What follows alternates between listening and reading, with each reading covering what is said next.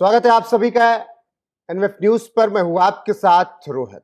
बिहार में एनडीए प्रचंड बहुमत के साथ सत्ता में वापस आ चुकी है। वहीं हारने वालों के घर में इस वक्त बवाल मचा हुआ है। जी हां, हम बात कर रहे हैं यादव परिवार की। बिहार के सबसे बड़े यादव परिवार में इस वक्त महाभारत शुरू हो गई और तेज प्रताप तो चुनाव से पहले ही भगा दिए गए थे।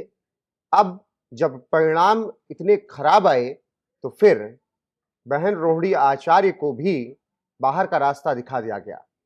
तेजस्वी मनमानी कर रहे हैं ऐसा कहा जा रहा है और लालू प्रसाद यादव खामोश बैठकर सब कुछ देख रहे हैं।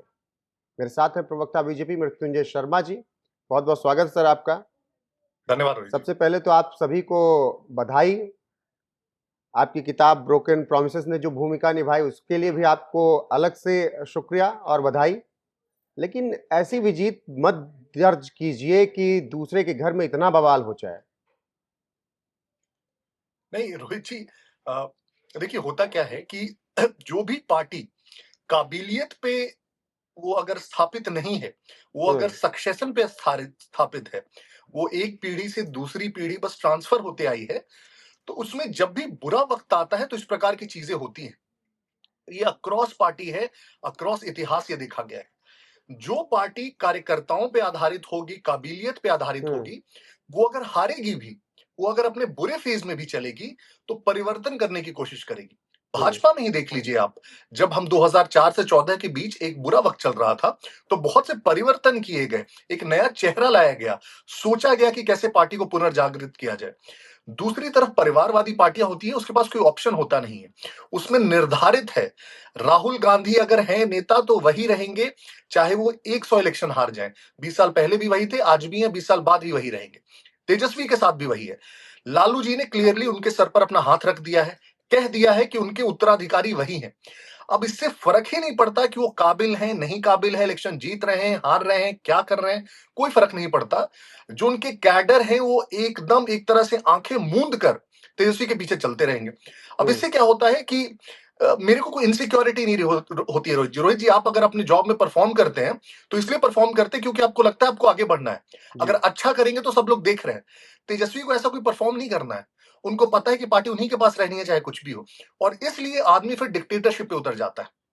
उसको लगता है जो वो कर रहा है वो सही है, वही सबसे महान है, वही सबसे तेज है।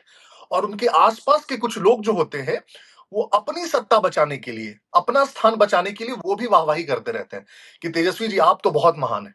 आपको याद होगा संजय यादव का वो एक जो वो प्रेस कॉन्फ्रेंस में बैठे हुए थे, मीडिया कॉन्फ्रेंस में, और संजय यादव ने सवाल पूछा जो कितने अहंकार में, कि अपने जब आपकी ताजपोशी होगी मुख्यमंत्री पद की तो बीजेपी वालों को बुलाएंगे या नहीं बुलाएंगे, और वो तो जीत ही गए, अब तो होना ही है, बस ताजपोशी बाकी है।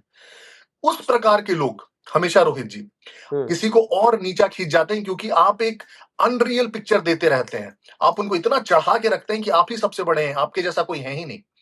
दूसरी तरफ जो बीजेपी जैसी पार्टियां, मैं सिर्फ बीजेपी के लिए इसलिए नहीं बोल रहा हूं क्योंकि मैं उससे बिलोंग करता हूं, कोई भी पार्टी, इनफैक्ट कम्युनिस्ट को भी ले लीजिए, आइडियोलॉजिकली हम लोग अलग हैं, लेकिन ये पार्टियां कम से कम अगर कहीं हारती हैं तो आत्मचिंतन होता है क्यों हारे, उस पर बहुत मंथन होता है क्यों हारे, नए चेहरे लाए जाते हैं, नए लोग लाए जाते हैं, फिर से नई लड़ाई लड़ी जाती है।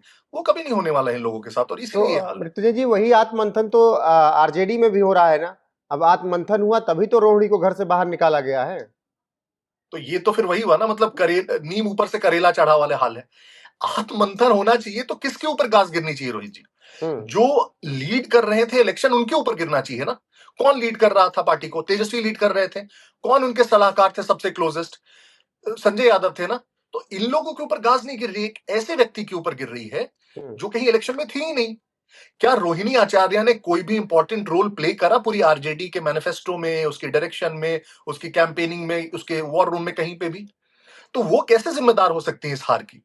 मैं वही तो कह रहा हूं कि, और इस प्रकार का आत्मचिंतन फिर किस काम का, जिसमें आत्मचिंतन के बाद पता हो कि कौन गुनहगार है लेकिन फिर भी उसका कुछ नहीं हो रहा है, तो इससे आत्मचिंतन कीजिए ही मत। वही बात रोहिणी भी कह रही थी कि मुझे खामोश रहने के लिए कहा गया। जिस तरीके से चुनाव के दौरान तमाम ऐसी बातें हुई जिस पर मैं बोलना चाहती थी, वो बोलने नहीं दिया गया। और अब फिर तेज प्रताप भी कह रहे हैं कि चलो मुझे तो निकाल दिया, मैंने अपना अपमान सह लिया, लेकिन बहन के साथ अगर ऐसा हुआ तो फिर ठीक नहीं होगा। तो क्या आपको लग रहा है कि आरजेडी टूटने वाली भी है? रोहित जी, देखिए मैं फिर से वही कह रहा हूँ, परिवारवादी पार्टियों में यही होता है।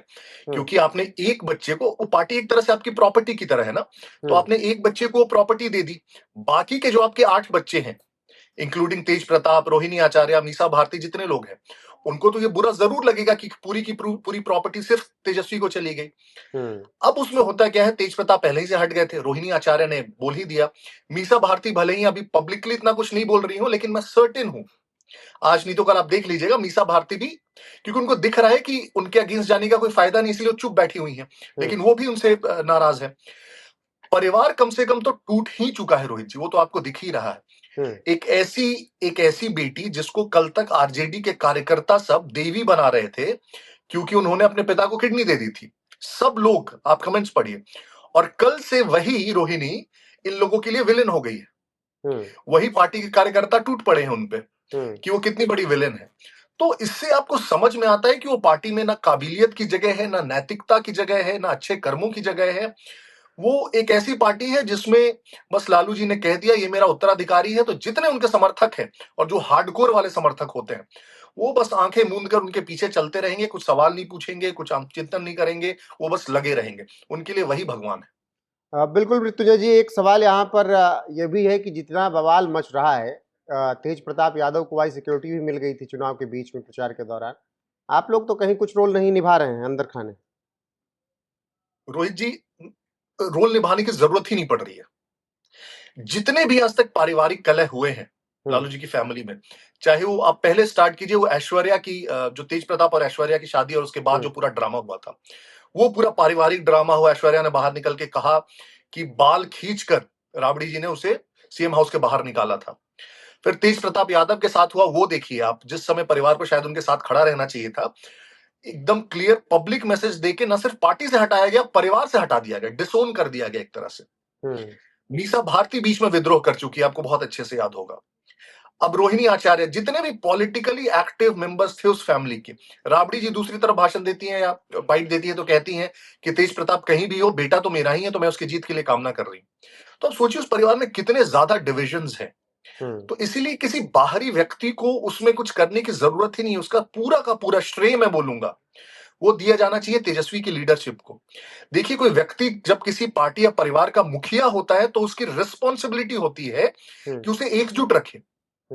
अगर आपके मुखिया बनने के चक्कर में आपके परिवार के इतने सारे लोग अलग थलग हो जा रहे हैं, तो आप इतनी बड़ी पार्टी चलाने की कैसे बात कर सकते हैं? इतना बड़ा स्टेट चलाने का फिर कैसे बात कर सकते हैं? ये तो आपकी एलिजिबिलिटी की सबसे पहली टेस्ट हो गई ना।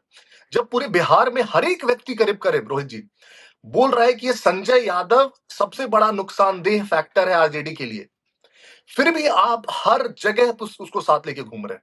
आपके हर बाइट में आपकी पीठ पर वो खड़े होते हैं, आपके हर कार्यक्रम में वो स्टेज पर बैठे होते हैं। तो ऐसी क्या जरूरत है एक ऐसे व्यक्ति की जिसको बिहार में शायद आज कोई पसंद नहीं करता, कोई एक्सेप्ट नहीं करता, उसको आप साथ लेके घूम रहे हैं और अपने परिवार वालों को छोड़ दे रहे हैं? बिल्कुल मृत्युंजय जी, फिलहाल जिस तरीके से आरजेडी में बवाल मचा हुआ है, लालू परिवार में जिस वक्त जिस तरीके से बवाल मचा हुआ है, ये जंग कहां जाकर खत्म होगी ये देखना होगा। लेकिन रोहिणी आचार्य के बाद अब सबकी नजरें मीसा भारती पर हैं। बने रहिए हमारे साथ लगातार। नमस्कार। इतना मार्मिक पोस्ट और आज इस तरह का पिताजी को छोड़ने तक की बात कर दिया, क्या हुआ? नहीं, मेरा कोई परिवार नहीं है। अब ये जाकर के आप संजय, रमेश, तेजस्वी यादव से पूछिए, मेरा कोई परिवार नहीं है। वही लोग निकाला है हमको परिवार से, क्योंकि रिस्पॉन्सिबिलिटी लेना नहीं है उनको। पूरा दुनिया बोल रहा है जो चाणक्य बनेगा, तो चाणक्य से आप सवाल पूछिएगा। जब कार्यकर्ता चाणक्य से सवाल कर रहा है, पूरा देश दुनिया सवाल कर रहा है कि पार्टी का ये ऐसा हाल क्यों हुआ। अब जब संजय, रमेश, इन लोग का नाम लीजिए तो आपको घर से निकाल दिया जाएगा, आपको बदनाम किया जाएगा, आपको गाली दिलवाया जाएगा, आपके ऊपर चप्पल उठा करके मारा जाएगा।